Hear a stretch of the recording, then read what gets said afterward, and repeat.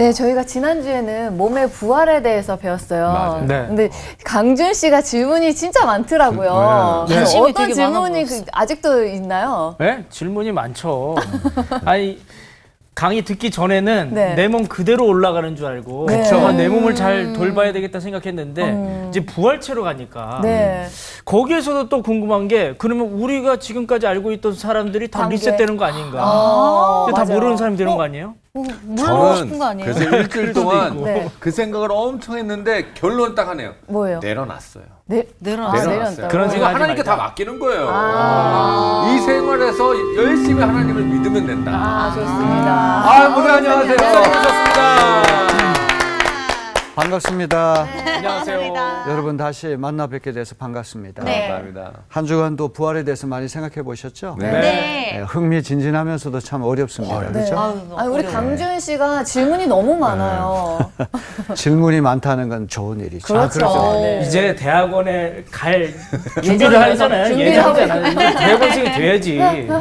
그동안 부활에 대해서 막연하게 이렇게 생각을 갖다가 이 성경 말씀에 근거해가지고 바울이 이렇게 제기하는 부활론 이제 이런 것을 우리가 들으면서 많은 걸 깨닫게 되죠. 그죠? 네.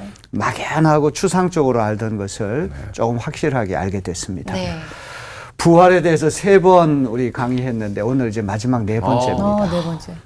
이 사도 바울은 예수님과 같은 시대에 태어난 사람이거든요. 동시대 사람인데 이 바울은 한 번도 육신의 예수님을 만난 적이 없어요. 맞아요. 바울이 만난 예수님은 어떤 예수님? 부활된 예수. 부활하신 예수님.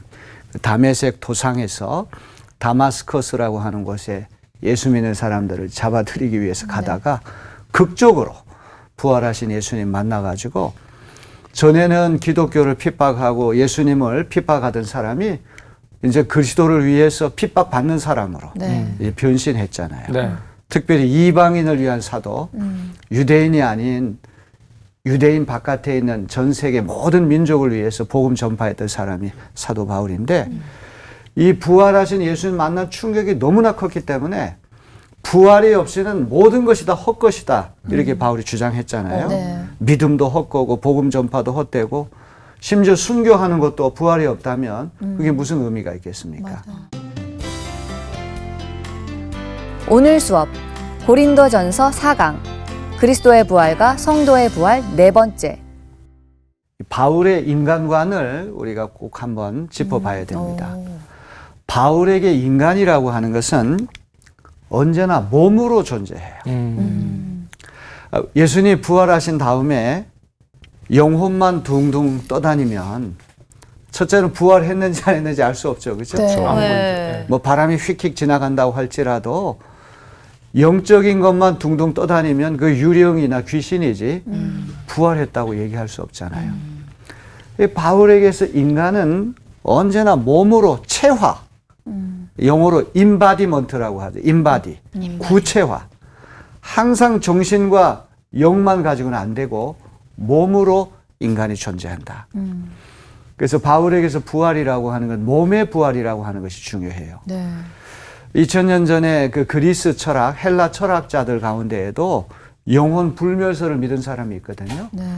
영혼이라고 하는 고상한 것이고 거룩한 것이라서 이렇게 연약하고 부패하기 쉬운 육체에 그 영혼이 갇혀 있다가 사람이 죽으면 영혼이 쭉 빠져나와가지고 천상에 올라가서 불멸하게 된다. 안타깝게도 오늘 기독교 신자들 가운데에도 몸의 부활은 믿지 않지만 영혼 불멸 사상은 믿는 사람들이 더러 있어요. 그래서 고린도전서 15장 12절에 보면 바울이 부활론을 이야기하는 것은 고린도 교인들 가운데 일부가 부활을 믿지 않는 거예요. 죽은 자의 부활, 몸의 부활을 믿지 않는 거예요. 그게 동기가 돼서 15장에 이제 몸의 부활을 이야기하는데 항상 인간은 몸으로 존재해야 된다. 네. 그래서 이 몸이라고 하는 것이 소중합니다. 바울의 몸신학, 몸관이라는 게 얼마나 중요한지 몰라요. 몸은 부정하고 학대하고 이렇게 해야 될 것이 아니라 몸을 귀하게 여겨야 돼요. 네. 몸은 하나님이 영이 거하는 성전이라고 그랬잖아요. 그죠? 네. 그러니까 여러분 우리 몸을 소중하게 아껴야 됩니다. 몸을 학대하는 이 금욕추의 이런 것은 기독교적인 사고방식이 아니에요. 자, 그러면 이제 오늘 마지막에 바울이 제기하는 그런 문제는 어떤 것인지. 자, 먼저 15장 50절에 바울이 이런 말씀으로 이제 말문을 열기 시작합니다. 살과 피라고 하는 게 나오죠. 네. 그 밑에 보면 썩을 것이 나오죠. 네. 네. 똑같은 말이죠. 그죠? 살과 피라고 하는 거는 우리 몸을 얘기하는 거예요. 오늘 현재적인 몸, 아담의 후에 땅에 사는 우리 인간은 때가 되면 언젠가는 썩어요. 씨앗은 반드시 땅에 떨어져 썩어야지 열매를 맺는다. 어? 이 자연체가 죽어질 때 부활체가 나온다. 순서는 항상 자연체가 있고 부활체가 있고. 그죠? 그렇게 되는 것이죠. 네. 자, 똑같은 말인데 살과 피, 지금 인간의 몸이라는 것은 하나님 나라를 유산으로 받을 수 없어요. 왜? 썩을 것이기 때문에. 하나님 나라는 썩지 않을 것이잖아요. 그죠? 네. 썩을 것이, 부패할 것이 썩지 않을 하나님 나라를 어떻게 받을 수가 있겠어요. 자, 지극히 당연한 이야기를 이제 말씀하면서 이제 말문을 이제 열기 시작한 거예요. 자, 이제 아주 흥미진진한 이야기를 지금부터 할 터인데 미진한 문제가 하나 있어요. 그 미진한 문제는 뭐냐? 그리스도께서 재림하실 때 부활이 일어나게 될 터인데 그리스도 재림 때까지 살아있는 신자는 어떻게 되냐 이 말. 맞아. 죽지 않고. 죽은 사람 죽지 않고. 말고. 같이 네. 죽냐 거기서. 그렇죠. 산자의 부활. 아, 그렇네. 사실 산자의 부활이라고 하는 말도 이게 모순어법이죠. 그렇죠. 예. 부활이라는 건 살아있는데. 1차적으로 죽어야죠. 죽어야지 네. 부활이 부활이 있는 되는 건데 거죠. 아니, 살아있는 사람 어떻게 부활하느냐. 어떻게 뭐 마취 주사를 놓아가지고 죽을 신용을 할 수도 없고 일시적으로 죽였다가 다시 살릴 수도 없고 그러니까요. 아주 흥미진진한 그러면서 해결되지 않는 그런 문제를 지금 바울이 얘기하려고 하는 거예요. 자, 고린도전서 15장 51절로부터 52절을 박인영 씨가 한번 읽어보시겠습니까? 네. 보십시오. 내가 여러분에게 비밀을 하나 말씀드리겠습니다. 우리가 다 잠들 것이 아니라 다 변화할 터인데 마지막 나팔이 울릴 때 눈 깜짝할 사이에 호련히 그렇게 될 것입니다. 자, 보십시오. 내가 여러분에게 비밀을 하나 말씀드리겠다. 비밀. 비밀이라고 하는 거는 궁금하잖아요. 네. 잘 알지 못하는 거, 숨겨진 것인데. 자, 성도의 부활은 비밀이에요. 이 비밀이라고 하는 말을 헬라 말로 미스테리온이라고 그러는데 미스터리. 이 미스테리온에서 미스터리라고 하는 말이 여기서 나왔어요. 네. 이 그리스어라고 하는 것은 라틴어, 또 독일어, 영어, 뭐 불어 이런 서양 언어들이 다 여기 뿌리를 두고 있기 때문에 헬라어를 잘하게 되면 서양어도 또 잘할 수가 있겠죠. 성도의 부활은 비밀인데 이 비밀이라고 하는 건 꽁꽁 감추어져서 아무도 알 수 없는 게 아니에요. 아니에요. 아니다. 이거는 그리스도께서 오심을 통하여 숨겨졌던 것들이 드러나기 시작하는 거예요. 그리스도께서 오셔가지고 이 비밀이 하나씩 둘씩 이제 드러나게 되는 거죠. 근데 비밀이라고 그래가지고 아무도 알지 못하고 꽁꽁 숨겨져 있는 것이라고 한다면 우리는 아무 얘기도 못하죠. 네. 그리스도께서 부활의 첫 열매가 되셔가지고 부활이라고 하는 것이 어떤 현상인지 이제 구체적으로 드러나기 시작하는 거예요. 그래서 비밀을 말씀드리겠다 그렇게 얘기하지 않습니까? 비밀이니까 알지 말라, 숨겨두겠다 이런 얘기가 아니란 말이죠. 그럼 이제 더 이상의 비밀은 아니네요. 그렇죠. 더 이상 비밀이 아니죠. 비밀이 그렇지만 비밀이 아니네. 보통 사람의 지혜로 깨달을 수가 없는 이성으로 잘 파악이 안 되는 신비한 영역이라는 것이죠. 그렇죠. 네. 부활이라고 하는 것은 과학적으로 의학적으로 검증할 수 있는 영역이 아니거든요. 아니죠. 맞죠.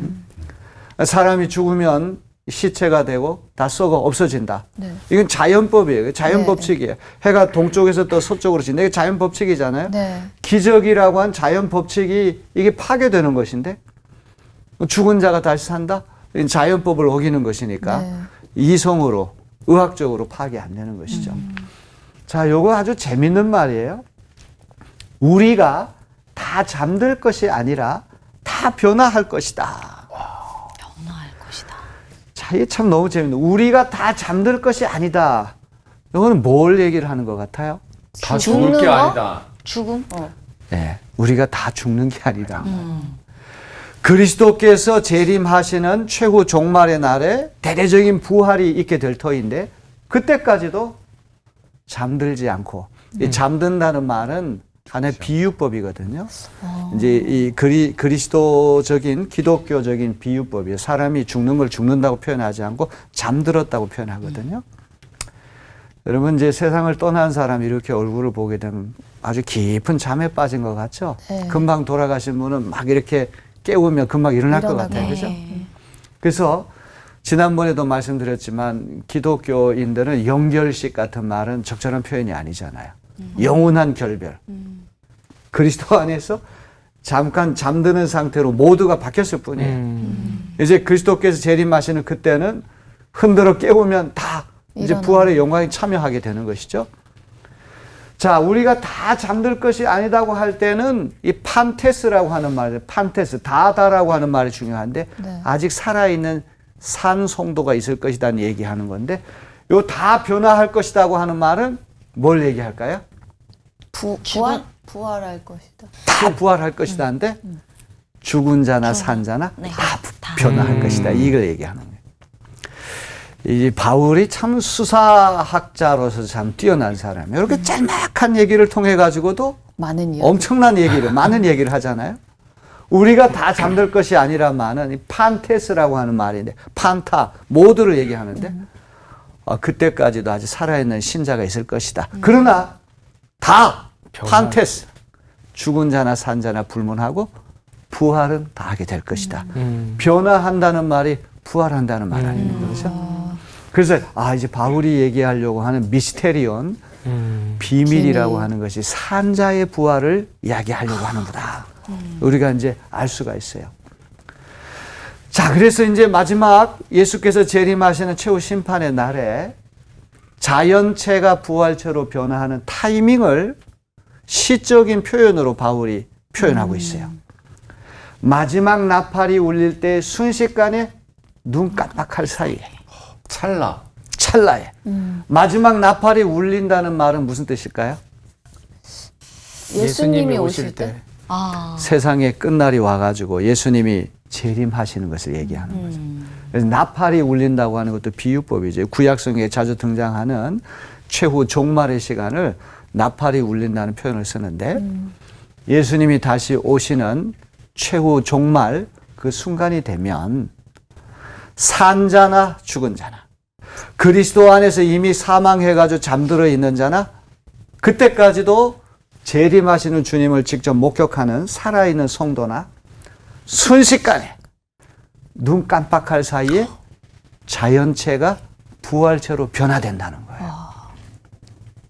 자, 요 순식간에 눈 깜빡할 사이라고 하는 요 부사는 어떤 의미가 있을까요? 순식간에 눈 깜빡할 사이에. 어떤 의미? 아무도 모르게 예수님께서 오신다는 재림의 그때를 얘기하지 않는 예, 부활과 관계돼가지고 예수님의 재림하시는 어떤 방법이 아니라 부활과 관계돼가지고는 이거는 우리 쪽에서 손쓸 겨를이 없다는 거예요. 돌발적으로 갑자기 예수께서 재림하시는 그 순간에 이미 세상을 떠난 자나 살아있는 자나 다 신령한 몸으로 자연체가 부활체로 변형이 될 터인데 그거는 우리가 뭐 생각하고 뭐 연구하고 그렇게 아주 돌발적으로 눈 깜짝할 사이에 순식간에 사람 쪽에서 손쓸 겨를이 없이 전적으로 하나님이 하시는 일이라는 사람은 아무것도 할 수가 없는 그냥 하나님께서 하시는 하나님의 주권 행위라고 하는 것을 이게 이제 보여주는 거예요. 자, 그때 어떤 일이 벌어집니까? 죽은 사람은 썩어 없어지지 않을 몸으로 살아나고 우리는 변화할 것입니다. 자, 여기서 죽은 사람은 아까 바울이 비유법을 쓸 때 어떤 표현을 썼죠? 주 안에서 잠든 사람. 주 안에서 잠든 사람, 이미 세상을 떠나서 죽은 사람은 썩어 없어지지 않을 몸으로 살아나고 이게 부활이죠. 네. 부활체로 변형이 된다는 말이. 근데 우리는 변화할 것입니다. 그랬어요. 우리는 누구를 얘기할까요? 살아있는 사람. 좋습니다. 이게 이제 4번 강의를 했는데 이 정도까지 따라온다는 건 아주 눈부신 속도로 지금 잘하고 있는 거예요. 사실 알쏭달쏭한 말이건 우리는 누구를 얘기할까? 우리는 주님께서 재림하시는 그때까지도 아직도 살아있는 자. 사도 바울도 예수님 재림 있을 때 직접 예수님의 재림을 목격하기를 소원한 사람 아니에요, 그죠? 근데 예수님이 언제 오실지는 아무도 몰라요. 네. 그것은 하나님의 시간표에 따라서 움직이기 때문에 뭐 언제 온다 이렇게 얘기하는 건 다 이단 종파가 하는 얘기니 거기 현혹되면 안 되겠죠, 그죠? 네. 뭐 성경을 연구해가지고 아무 날 아무 시에 주님이 오신다 이런 것들은 절대 미혹되면 안 됩니다. 네. 네. 그것은 아주 돌발적으로 눈 깜짝할 순식간에. 사이 일어나는 거예요. 네. 우리는 산 자들을 이야기하는 거예요. 아, 죽은 자만 부활하는 게 아니라 산 자도 순식간에 지금 이 상태에서 신령한 몸으로 변화되는 거예요. 굉장히 궁금하죠, 그죠? 네. 죽은 사람은 뭐 이게 흙으로 돌아갔는데 그게 어떻게 또 부활체로 변형이 되는지. 근데 산 자는 지금 몸이 이 상태인데 이게 또 어떻게 새롭게. 부활체로 또 변형이 되는지. 그때 어떤 현상이 일어나 보세요. 이 썩을 것이 반드시 썩지 아니할 것을 입겠고 이 죽을 것이 죽지 아니함을 입으리로다. 이라고 하는 말이잖아요. this. 지금 우리 몸이라고 하는 거 영원한 거 아니다. 이 몸은 언젠가 소멸되고 이 몸은 언제나 썩어질 것이지만 이 썩을 몸이 썩지 아니할 몸을 입겠고 이 죽을 몸이 죽지 아니함을 입으리로다. 여기서 중요한 것이 부활체로 변형되는 것을 옷을 입는 것으로 표현하거든요. 비유법. 옷 입는 거. 너무 재미있어요. 그죠? 네. 옷을 입는 것도 두 가지 종류가 있잖아요. 지금 속에 네이가 있는데 거기다가 겉옷을 덧입는 경우가 있고 완전히 속옷까지 다 벗고 새 옷으로 완전히 갈아입는 것이잖아요. 그죠? 그래서 우리 지금 이 자연체를 부활체로 이제 옷 입는다고 하는 말이 자연체 위에다가 부활체 겉옷을 덧입히는 것인지 아니면 자연체를 완전히 다 벗겨내고 완전히 100% 부활체로 새 옷을 갈아입히는 건지 새 옷을 입히는 거죠. 궁금하죠, 그죠? 네. 새 옷을 입었으면 좋겠긴 한데. 그렇지. 자, 썩을 몸, 이 죽을 몸 자연체는 썩지 않을 것, 죽지 않을 것, 부활체를 입어야만 한다. 그렇다면 이 자연체라고 하는 옷이 있는데 거기다가 부활체를 덧입히는 게 아니라 완전히 자연체와는 다른 부활체라고 하는 천상의 몸으로 새 옷을 완전히 갈아입히는 거죠. 그죠? 그래야지 이게 지금까지 바울이 얘기했던 논리가 맞잖아요. 그렇지 않고 자연체 위에 부활체가 덧입힌다 그러면 아유, 얼굴이 나는 이런데 뭐 몸에 장애가 있는데 뭐 이런 거 되면서 여전히 그런 우리가 걱정할 거 아니에요. 그죠? 네, 맞아요. 또 지상에서 원수 관계에 지냈던 사람들 또 천상에 가서 만나면 불편할 텐데 별의별 생각 다 할 거 아니에요. 네. 네. 그러니까 부활체라고 하는 거는 자연체하고 연속성은 있긴 하겠지만 전혀 차원이 다른 완전히 자연체란 옷을 벗겨내고 부활체라고 하는 전혀 차원이 다른 새로운 옷을 갈아입히는 사건이다. 바울이 그 얘기를 우리에게 하고 있는 거예요. 자, 이제 고린도전서 15장 54절, 55절은 이제 바울이 죽음에 대해서 호령하는 그런 이야기예요. 자, 썩을 이 몸이 지금 지상에 있는 우리의 몸이 강조법이죠. 이 몸이 영원한 게 아니란 말이에요. 이 몸이라는 거는 다 시간 속에 있고 공간 속에 있고 때가 되면 다 소멸되고 썩어 없어져야 할 몸이거든요. 네. 그런데 그리스도인은 썩지 않을 부활체를 입는다는 소망을 간직하고 있는 거예요.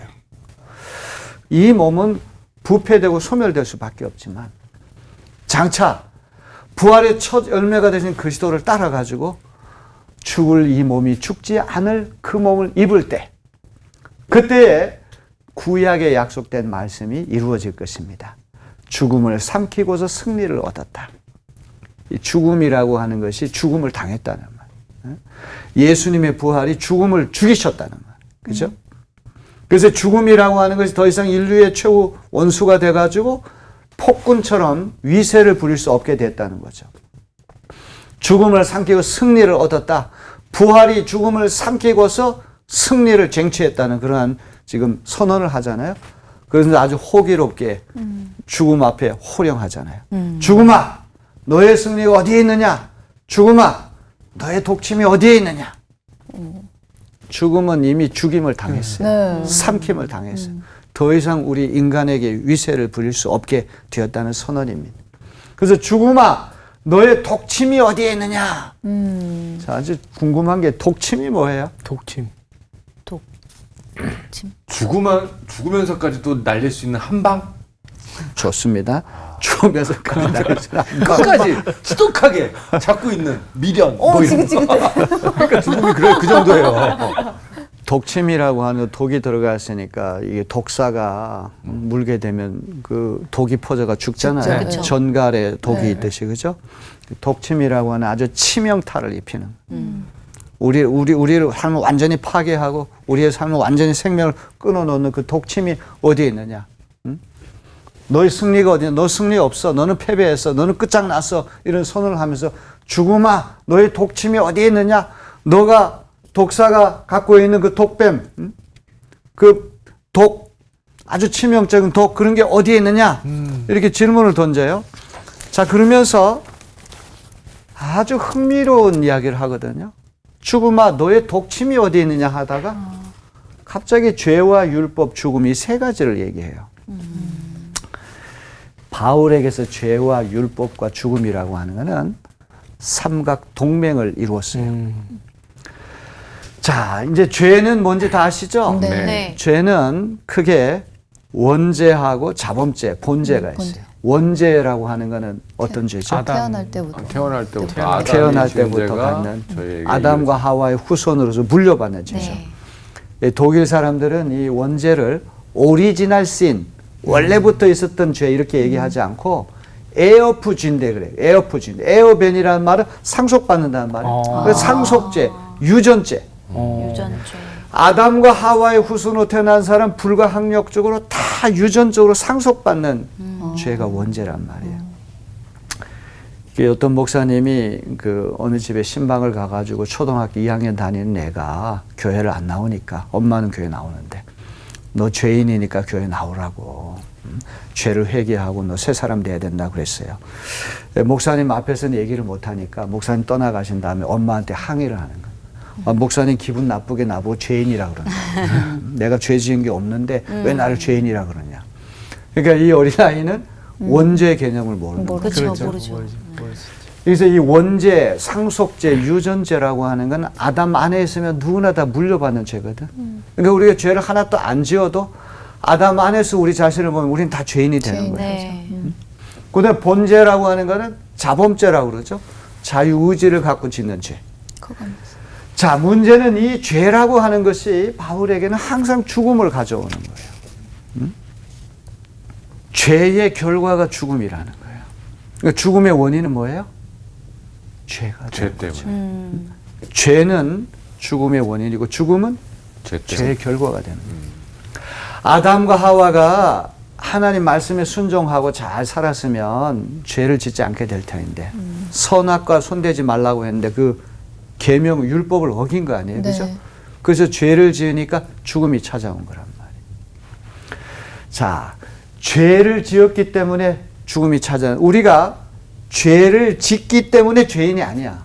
기독교에서는 죄인이기 때문에 죄를 짓는 거예요. 그 차이를 아시겠습니까? 그러네요. 죄를 짓기 때문에 죄인이 아니라 우리는 아담과 하와의 죄를 유전적으로 상속적으로 물려받기 때문에 우리는 다 죄인이야. 네. 죄를 하나도 안 지어도 아담 안에서 우리를 보면 우리는 죄인이야. 죄인. 근데 죄의 결과를 찾아온 게 뭐야? 죽음이요. 죽음. 이게 이제 바울이 얘기하는 것입니다. 자, 요 가운데 있는 율법이라고 하는 것이 상당히 재미있는 것인데요. 자, 죽음의 독침은 죄요. 죄의 권세는 율법입니다. 이렇게 얘기를 했거든요. 네. 이게 독사가 코브라, 살모사 이런 것들이 아주 맹독성 그런 그 파충류인데 우리를 물어가지고 독이 사방에 퍼져 우리가 죽잖아요. 그죠? 네. 우리를 죽게 만드는 독침이 죄란 말. 죄 때문에 죽음이 찾아왔단 말. 네. 죽음의 원인이 죄가 된다는. 그런데 죄의 권세는 율법이라고 얘기를 했거든요. 네. 율법이 뭐예요? 말씀 아니에요? 율법은 뭐 이렇게 죄를 구별해 줄 수 있는 게 율법 아닙니까? 장치. 네, 아주 좋은 설명이에요. 이제 존 웨슬리 선생이 하면 회개에는 두 가지 회개가 돼요. 율법적인 회개가 있고 복음적 회개가 있다는 거예요. 율법적 회개라고 하는 지금 우리 강준 씨가 말씀하신 것처럼 율법이 오기 전에는 죄가 죄인 줄을 몰랐어. 네. 거짓말하지 말라. 거짓말 얼마든지 해도 된다고 생각해. 근데 거짓말하지 말라고 율법이 딱 오니까 거짓말이 죄가 되는 걸 아는 거야. 네. 이건 율법적인 회개야. 죄가 죄인 줄을 몰랐는데 하나님이 뭐뭐 하지 말라고 하는 율법 계명이 오니까 그동안 천연덕스럽게 아주 자연스럽게 행했던 모든 것이 죄가 된다를 깨닫는 네. 거야. 아, 그때는 그건 율법적인 회개라고 그러고 복음적 회개라고 하는 거는 그냥 깨닫는 것으로 그치는 게 아니라 진짜 그걸 다 청산하고 새 사람이 되는 거. 그래서 회개라고 하는 말이 메타노이아라고 하는 말인데 방향을 바꾼다는 말이거든. 동쪽으로 가던 사람이 동쪽이 잘못된 방향을 깨닫고는 방향을 서쪽으로 바꿔가지고 서쪽으로 가는 거. 그러니까 회는 있는데 개는 없다 그러잖아. 뉘우치는 건 있는데 고치는 게 없어. 그런 거 진정한 회개가 아니야. 아니죠. 자, 지금 율법이라고 하는 거는 하나님이 주로 뭐뭐 하라는 계명보다는 뭐뭐 하지 말라는 네. 계명이 더 많죠. 특히 유대인들의 율법 중에는 안식일에 대한 율법 계명이 많아요. 왜냐하면 유대인들의 사고 방식에는 10계명 중에서 하나님께서 유일하게 본을 보여주신 계명이 안식일 계명이라는 거예요. 하나님께서 우주 만물 창조하실 때 어떻게 하셨어요? 7일에 쉬셨죠. 맞아요. 엿새 동안 우주 만물을 창조하시고 일곱째 날 안식하셨어요. 네. 그래서 율겐 몰트만이라고 하는 독일 신학자는 창조의 완성은 인간 창조가 아니라 안식일이다 그랬어요. 참 중요한 말이죠. 네.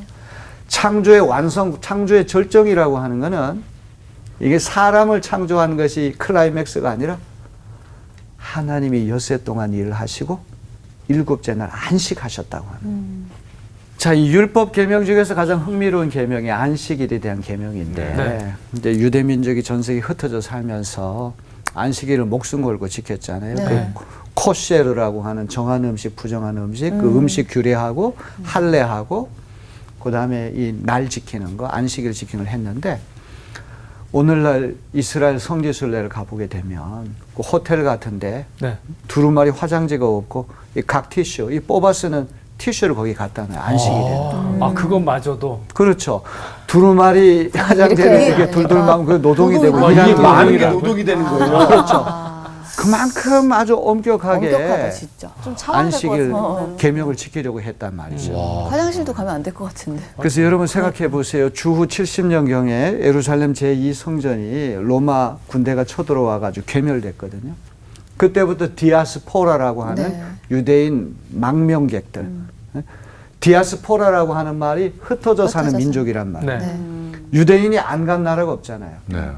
전 세계 많은 유대인이 갔는데 2000년 동안 영토도 없고 주권도 없는데 유대민족이라는 정체성을 지켜냈잖아요. 그 이유 중에 하나는 안식일을 안식일. 목숨 걸고 지켰기 때문이에요. 그래서 재미있는 말, 유대인이 안식일을 지킨 것이 아니라 안식일이 유대인을 지켜줬다. 되게 좋은 역할. 자, 이 율법이라고 하는 것은요, 그 자체는 거룩하고 선하고 의로운 거예요. 좋은 거예요. 좋은 역할인데. 그런데 문제는 인간의 죄성이 문제예요.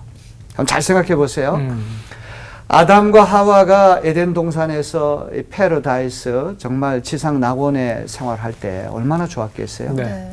그러나 죄 지을 가능성과 죄 짓지 않을 가능성이 다 있겠죠. 인간이니까. 네. 자유의지가 있으니까. 근데 죄 지을 가능성이라는 게 마음 밑바닥에 동면 상태에 빠진 거예요. 잠자고 있었던 거예요. 그래서 그게 숨어 있었는데 하나님께서 동산 중앙에 있는 선악과는 손대지 말라. 계명이 온 거야. 율법이 온 거야. 그러니까 율법이 오니까 마음 깊은 곳에 잠을 자고 있던 죄성이 꿈틀꿈틀 살아나는 거예요. 하나님이 왜 선악과 손대지 말라 그랬지? 궁금하지. 그때 뱀이 와가지고 너가 선악과를 먹는 그 순간에 내 눈이 밝아져서 하나님처럼 될 거야. 그러니까 율법 그 자체는 거룩하고 선하고 의로운 것인데 이게 죄성이 이게 와가지고는 기어코 그 율법을 어기자고 하는 마음이 생기는 거예요. 아.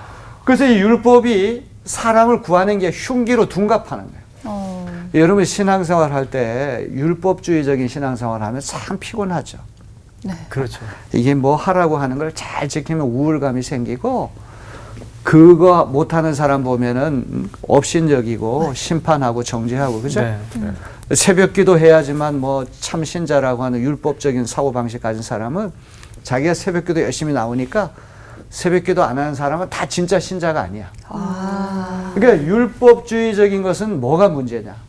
자기가 열심히 하면 우울감을 느끼고 교만해지고 또 못하게 되면 열등감이 생기고 또 수치심이 생기게 되는 것이죠. 율법은 항상 우리에게 따지고 지켰느냐 못 지켰느냐. 그러니까 사도 바울이 율법 지키는 것으로 구원받으려고 했지만 아무리 지키려고 애를 쓰더라도 마음에 기쁨이 없고 항상 찜찜한 것이죠. 그러니까 율법이라고 하는 건 우리 힘들게 하는 거예요. 바로 이런 점에서 죽음의 독침은 죄요 죄의 권세는 율법입니다. 바울이 이런 얘기를 하는 거예요. 사망아 너의 쏘는 독침이 어딨냐? 사망에 쏘는 독침은 죄야. 죄 때문에 죽음이 찾아왔다. 네. 죽음은 죄의 결과고 죄는 죽음의 원인이다. 네. 누차 말씀드렸죠. 그 다음에 죄의 권세는 율법이다. 율법 그 자체는 거룩하고 선하고 의로운 좋은 것인데 인간의 밑바닥 속에 있는 죄성 이런 것들이 꿈틀꿈틀 나와가지고 이게 율법하고 결탁을 해가지고 율법이 흉기가 되는 거예요. 더 정죄하게 만들고. 정죄하게 만들고 기쁨이 사라지게 되고. 네. 그래서 이 바울 사도하고 마틴 루터하고 존 웨슬리, 감리교 창시 존 웨슬리 이 세 분의 공통점이 뭐냐? 완전 강박증을 가진 사람들. 우리가 이제 집에 외출할 때도 이 문을 잘 잠갔지만 몇 번씩 가가지고 또 확인할 사람이죠. 네, 네. 수도문을 잠궜는데 또 몇 번씩 확인할 사람이죠. 네. 그 강박성이 있기 때문에 그런 거 아니에요? 이 세 사람은 완전 공포증이 있는 거예요. 율법을 지킬 때 아주 극단적으로 지켜보려고 했던 거예요. 그래서 이 마틴 루터도 종교개혁을 일으키기 전에 네. 아우구스티누스 수도회 수도사였는데 새벽 2시만 되면 딱 일어나가지고 새벽 미사를 드리는 거예요. 하루에 딱 2끼만 먹고. 그리고 고해 신부한테 가가지고 고해 성사를 하는데 조그만 죄를 지절로 쪼로 달려가지고 이제 죄를 회개하는 거예요. 이게 고해 신부가 야, 좀 큰 죄 지고 한꺼번에 몰아서 와라. 이렇게 얘기할 정. 그런데도 마음에 기쁨이 없어요. 평안함이 없어요. 늘 자기가 죄인인 것 같고 그런 거예요. 그러니까 율법이라고 하는 권세가 바로 그런 것이죠. 이것이 복음으로 승화되지 않고 은혜로 내가 연약하고 부족하지만 그리스도 예수의 피값으로 의로워지고 그리스도의 값없이 주신 은혜로 말미암아 내가 구원받는다. 그게 없으면 율법을 지키는 노력, 선행, 공로 그것까지 구원받을 사람이 우리 중에 누가 있겠어요? 없죠. 그러니까 예를 들면 이제 율법주의적인 사고 방식은 평균 점수가 80점 이상 돼야지만 부활할 수 있습니다. 천국 갈 수 있습니다. 그러면 안 되죠. 새벽기도 나오면 1점, 전도한 사람 하면 1점, 또 뭐 하면 뭐 몇 점. 자 이렇게 되면 목사님들이 목회하기 얼마나 좋겠어요, 그죠? 그렇죠. 알아서 다 할 80점 건데. 평균 점수 얻으려고 다 그럴 텐데 그렇게 되면 우리 삶이 얼마나 피곤할까? 너무 피폐해지죠. 피곤해요. 네. 그래서 죄의 권세가 바로 율법이라고 하는 이거란 말이죠. 예수님이 십자가 달려 돌아가심을 통하여 죄가 심판받았어요. 사면받을 길이 열렸어요. 죄의 문제 해결됐잖아요. 네. 그런데 십자가만 있고 부활이 없어. 죄의 문제가 해결되면 뭐도 필연적으로 해결돼야 돼요? 죽음도 해결돼야죠. 왜냐하면 죄와 죽음은 같이 가니까. 네. 그렇죠. 죄의 결과로 죽음이 오고 죽음의 원인이 죄니까 네. 죄가 해결되는 그곳에는 죽음도 같이 해결돼요. 그러니까 십자가는 있는데 부활이 없어. 그러면 하나만 해결됐다. 이게 말이 안 된다. 그러니까 항상 십자가와 부활이 같이 가야 돼요. 이 바울이 그런 말을 하잖아요. 예수 그리스도의 부활이 없다면 우리는 여전히 죄 가운데 있는다는 말. 십자가에서 죄의 문제는 해결됐다고 하지만 네. 그 죄의 결과로 찾은 죽음이 해결돼야지만 완벽한 해결되는 거 아니에요. 그죠? 자, 그런 맥락에서 이 세 가지 얘기를 해요. 자, 이렇게 해서 바울이 아주 장황하게, 치밀하게, 정교하게 이 부활론을 쭉 전개해 오다가 이제 승리와 감사의 송가, 송영이라고 하는 말로 표현을 쓰는데요. 하나님께 영광 돌리는 찬송을 얘기하는 것이죠. 우리 57절 다 우리 환희에 가득 차가지고 죽음을 이긴다는 부활 신앙을 가지고 한번 읽어볼까요? 네. 네. 네. 시작.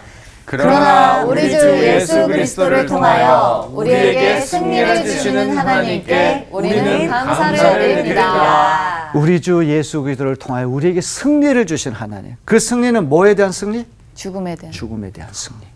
부활에 대한 부활. 부활의 승리죠. 그죠? 자, 이제 마침내 우리 58절 맨 끄트머리 네. 네 번씩이나 15장 아주 길게 강의를 해왔는데 마침내 고린도전서 15장 58절에 우리 도달했습니다. 자, 이 바울은 흥미롭게도요.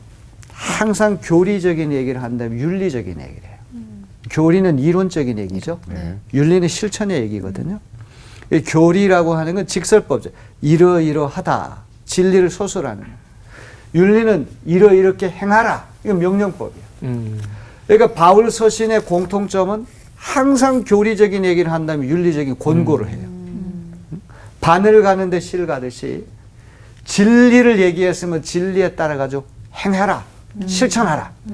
이 부활에 대한 이야기도 이론적인 얘기, 교리적인 얘기하고 끝내도 되잖아요. 근데 그러지 않고 윤리적인 권고, 실천을 권고하는 끝이 나요. 이게 바울 서신의 특징이에요. 그러므로라고 하는 이 말은 사실 문맥으로 보면 바로 앞에 있는 것을 받는 네. 접속 부사지만 맨 끄트머리기 때문에 고린도전서 15장 1절부터 57절까지 전체를 받는 네. 접속 부사로 봐야 돼. 그죠? 바울이 이렇게 힘주어서 부활을 논증했기 때문에 그러기 때문에 나의 사랑하는 형제 자매 여러분. 첫째는 굳게 서서 흔들리지 말라. 뭐뭐 하지 말라는 건 부정형이야. 상당히 소극적이죠. 그다음 주님의 일을 더욱 많이 하시오. 이건 긍정형이에요. 이거 적극적이에요. 그죠? 네. 바울이 쓰는 수사법이 부정적인 형태, 긍정적인 형태. 항상 두 가지를 같이 얘기해요. 굳게 서서 흔들리지 말고 주님의 일을 더욱 많이 하십시오. 부활이 있기 때문에. 부활의 소망이 있기 때문에. 최후의 원수인 죽음까지도 예수께서 물리치셨기 때문에. 죽음을 죽이셨으니까. 여러분, 어떤 일이 있더라도 흔들리지 마십시오. 굳게 서서 흔들리지 마십시오. 그리고 주님의 일을 더욱 많이 하십시오. 여러분이 하는 대로 여러분의 수고가 주님 안에서 헛되지 않습니다. 부활이 없다 그러면 아휴, 내가 이렇게 복음 전파할 이유는 뭐 있고 선교사님들이 해외에 나가서 고생할 필요는 뭐 있고 순교는 무슨 대가가 있냐. 그것이 전혀 헛되지 않으니까 다 의미 있는 일이니까 부활 소망, 부활 신앙을 간직하고 여러분 열심히 주님 앞에 헌신하십시오. 이게 마지막 권고입니다. 참 아름답죠, 그렇죠? 네. 교리적인 얘기를 쭉 가다가 마지막에 실천적인 권고로 끝을 맺어요. 자, 이렇게 해서 네 번의 부활 강의를 마치고 이제 다음번에는 고린도전서 12, 13, 14장의 은사 문제. 아, 다시 돌아가는군요. 방언하는 문제, 오. 대언하는 문제, 병 고치는 은사 문제. 와. 이제 이 문제를 아주 바울이 흥미롭게 다루고 있거든요. 그래서 우리는 거꾸로 역순으로 네. 네. 네. 1장부터 순차적으로 올라오는 게 아니라 거꾸로 내려가기 때문에 더 네. 흥미진진합니다. 네. 다음번도 기대 많이 해주세요. 네. 자, 오늘 경청해 주셔서 고맙습니다. 감사합니다. 진짜 그 부활이라는 게 사실 진짜 어려운 거잖아요. 어려운데 어려운 건 어려운 거지만 저는 진짜 말씀하신 것처럼 여러분의 수고가 주님 안에서 헛되지 않습니다. 만약에 이 부활이라는 게 거짓말이고 이게 가짜였으면은 정말 헛되는 거잖아요. 근데 그게 아니라는 거를 바울이 다시 한번 얘기를 해주고 있잖아요. 너가 믿고 있는 게 틀림이 없어. 그러니까 앞으로 나아가. 주님의 일을 더욱 많이 해. 저한테 굉장히 용기를 많이 주는 그런 시간이었던 것 같아요. 이어서 좀 말씀을 드리자면 저희가 4교시 네 번에 걸쳐서 이렇게 수업을 부활에 대해서 배웠는데 마침표가 오늘 있었어요. 사실 힘들었어요. 첫째, 두 번째, 세 번째 이렇게 이어오면서 힘들긴 했는데 마지막에 진짜 이렇게 여러분이 아는 대로 여러분의 수고가 주님 안에서 헛되지 않습니다. 제가 이렇게 왜 부활에 대해서 고민했는지 헛되지 않음을 알게 됐습니다. 그냥 그대로 믿으면 될 것 예. 같아요. 맞아요. 아, 그리고 굳게 서서 흔들리지 말고 주님의 일을 더욱 많이 하라고 하잖아요. 네. 그 주님의 일을 내가 할 수 있는 그 주님의 일이 무엇일까? 그거 고민을 해보면 네, 그러니까요. 연구하고 고민 많이 해봐야 될 것 노래 같아요. 더 연습하시면 되죠. 우리 한 주 동안은 좀 그럼요. 고민을 좀 해보면 어떨까 싶은데요. 네, 좋습니다. 네. 네, 한 주 동안 고민 많이 하시고 가장 중요한 건 부활 소망을 믿는 그런 삶들이 한 주 동안 되셨으면 좋겠습니다. 네, 그렇습니다. 좋습니다.